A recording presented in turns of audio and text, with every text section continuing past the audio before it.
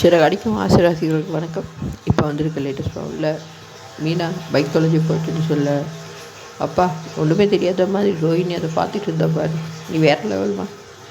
அதுக்கு பிறகு நம்மளோட முத்து பைக்கை தேடி போய்கிட்டு இருக்க நேரம் பைக் கொடனுக்கு போகிறாரு. அங்கே போயிட்டு மீனாவோட பைக் வேணும்னு கேட்குங்க.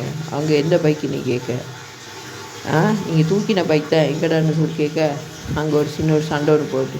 சண்டையில் செம்ம மாசு காட்டுற முட்டு அடிக்கிற அடியில் அவங்க சொல்கிறாங்க, உங்கள் பைக்கு தூக்க சொன்னது பூக்கார மேடம் தான் சொல்ல, முத்துவுக்கு ஒரு வேளை கடையும் தூக்க சொன்னது இவங்களா இருக்குமோ அப்படின்னு சொல்ல ஒரு ஐடியா வருவார்.